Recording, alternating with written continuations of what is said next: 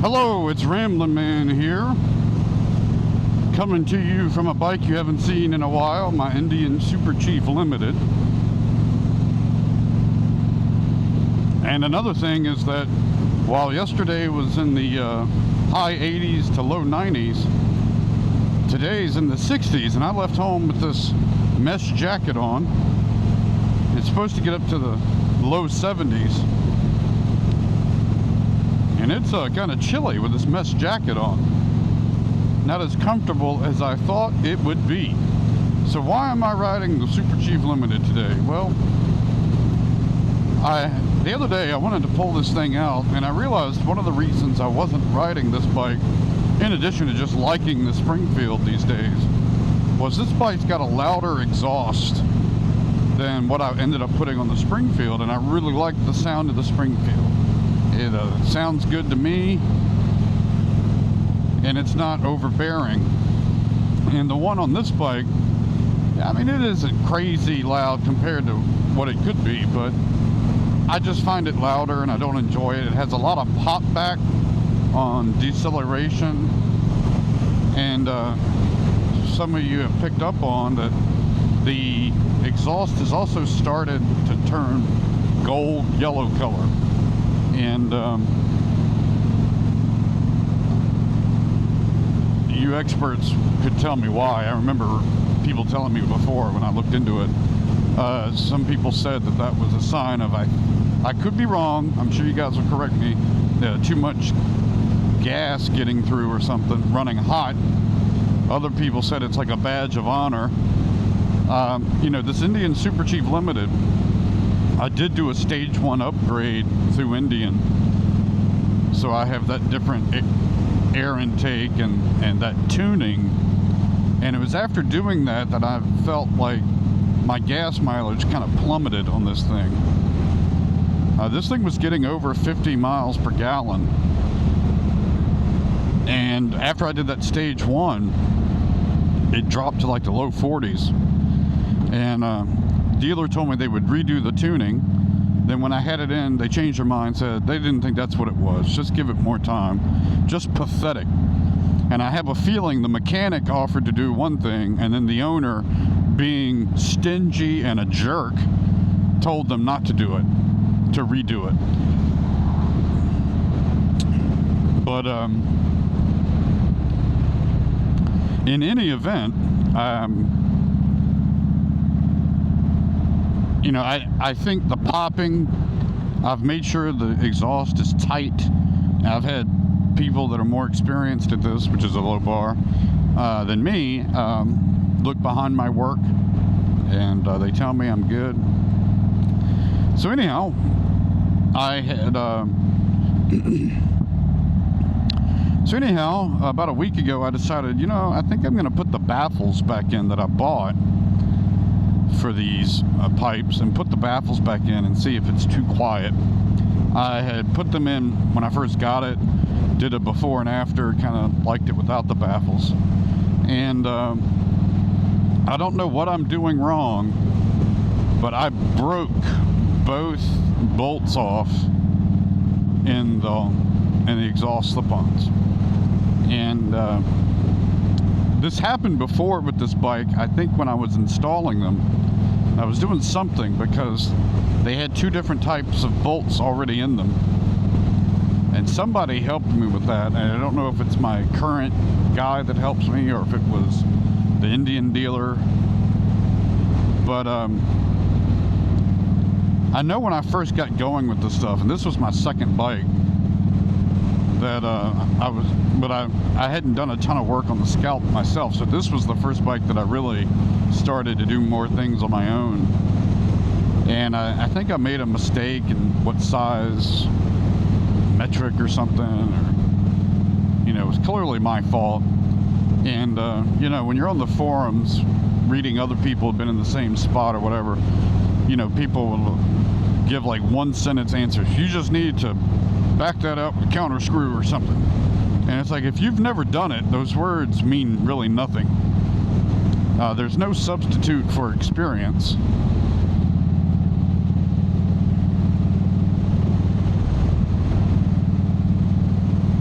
And when you haven't done something yourself, someone saying, especially with the word just, you just need to tap it out, or you just need to get one of the reverse drill bits.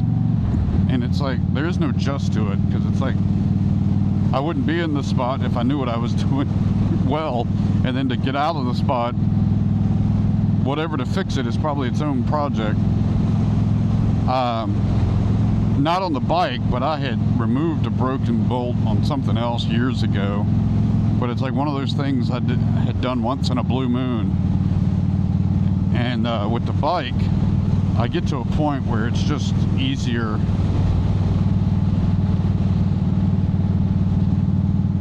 I get to the point on the bike where I'm willing to just pay someone a little bit of money to get me out of a jam so I can get back on the road.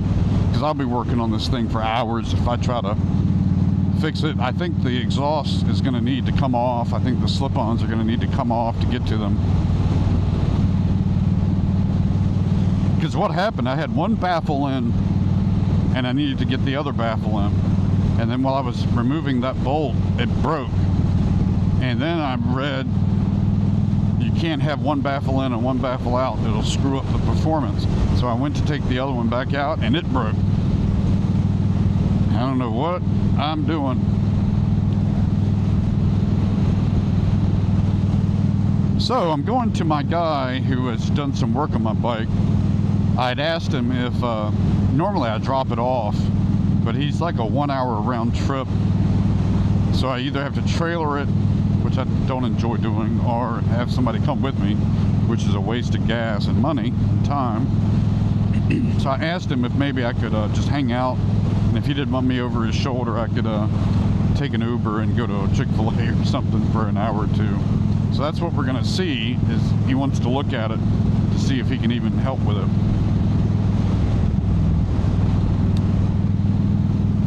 So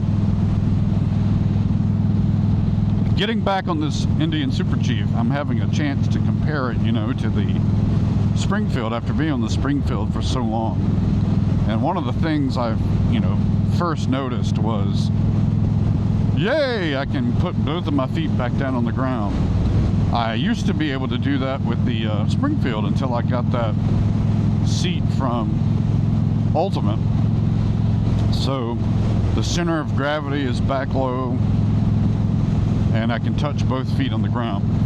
And when I get on the Springfield, it actually makes my pants tighter because my legs are bowed out further. I noticed that just moving the bikes around in the garage. Let's see, the Corbin seat is on this one, so it's a little not as plush, but it is flatter, and I think true to the stock position.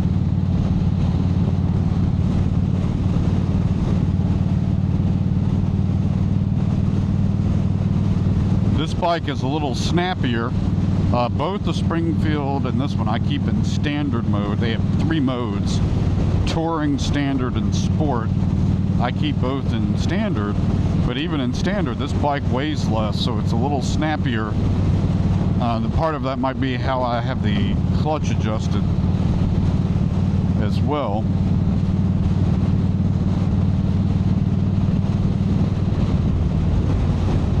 This bike, of course, has all the ride command stuff that you see here that I could toggle through the screens.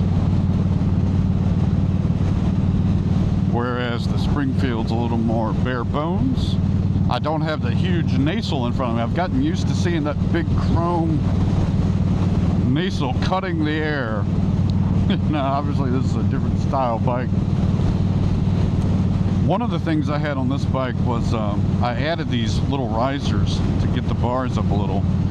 I did that myself, but I couldn't get them centered, and I kept feeling like, you know, the bike was going this way, but my bars were pointed that way just slightly.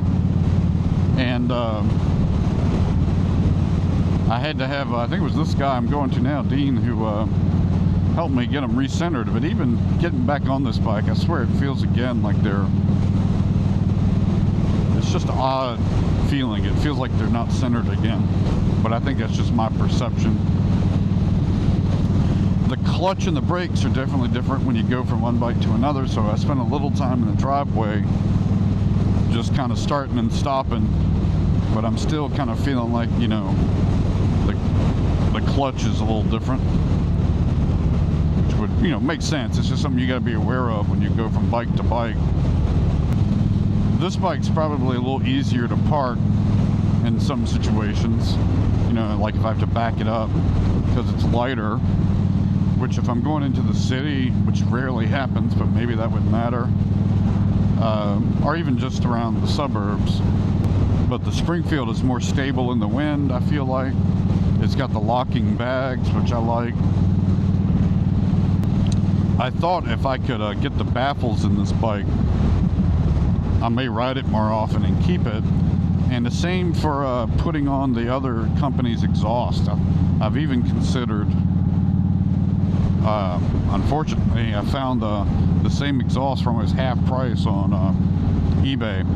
Bought it, then changed my mind, trying to conserve the money, but I thought about putting the same brand on this bike. One of the other things I'm reminded of on this Indian Super Chief that's a lot different is the suspension. The suspension is just terrible on this Super Chief compared to the Springfield.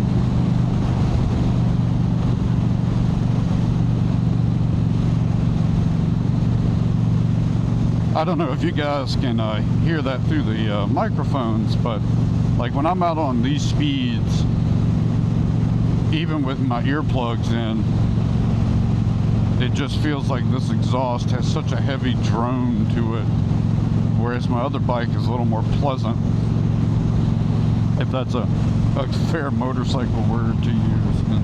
But it's not this constant drone in the ear.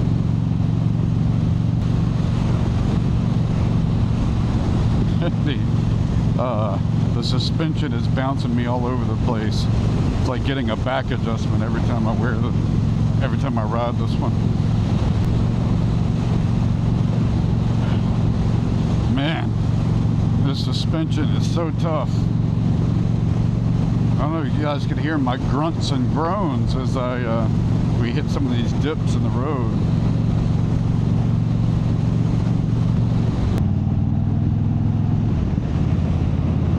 Alright, this is Ramblin' Man heading home.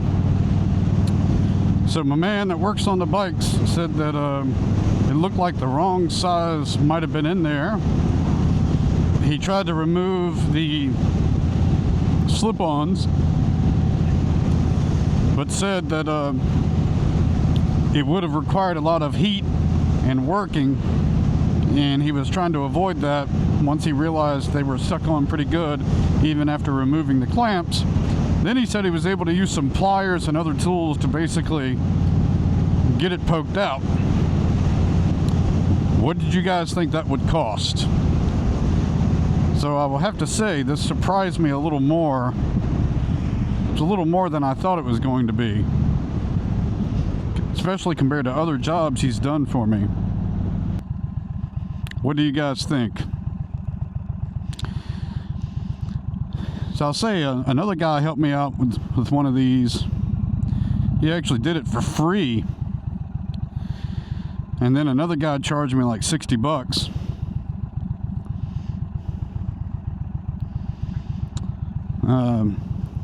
Today I was charged $213, which seemed a bit high to me. I'm not exactly sure. He said it was 2 hours of labor. No new holes were drilled. The slip-ons weren't removed. So I'm a bit puzzled about why it was so much compared to all the other work I've had done here. I'm adding this audio after I'm home and looked through some records. And this was the most expensive project I've ever paid this guy to do. Previously, he put on a reduced reach kickstand and some heated grips for me on the same visit. And that was 200 bucks. He installed some slip-ons for me, which involved taking off some old ones and put the new ones on. That was like $150. And I think I had a sheared bolt or something I had screwed up, and he charged me $50 for that. He also had installed a bunch of these LED lights, front and rear, and the braking little device on the Springfield. And I think that was $150 to $200. It was kind of in that range. I'm running off memory. I looked at these a few hours ago, but they were all roughly in this $150 to $200 range. So this was the most expensive project, which I'm shocked by. I did follow back up with him and ask him for a little more info, and he kind of repeated that it took him 2.25 hours because he started to remove the slip-ons and the heat shield, which I don't recall having to remove the heat shield. But anyhow, I really like this guy, and I've trusted his work before, and I'm going to assume there's something I don't know. There's a reason I didn't do this myself. And anyhow, I trust the guy, and I'd like to use him again, so I'm just going to swallow this one up too. I made a mistake, and it must have been a harder job than I thought. That's what I'd like to think. So what do we think? Is this exhaust too quiet or quieter? It's definitely quieter, I think, and I think I'm going to prefer this overall. It's kind of below the Springfield at this point, but it's, removing that high-end noise that I thought was a little too loud. And I do believe I may sell the bike. It sucks because things like, the Corbin seat alone, it's hundreds of dollars. And honestly, not a ton of use. I mean, like 1.5 to 2 riding seasons. But I tend to ride all year long, so I was riding this, every month. But the seat is in great shape. But because it's customized to the bike with the band color, there's going to be limited demand for it to try to sell it by itself. And you've got to find the right buyer. Anyhow, I think that's enough for this ride. I'll see you on the road.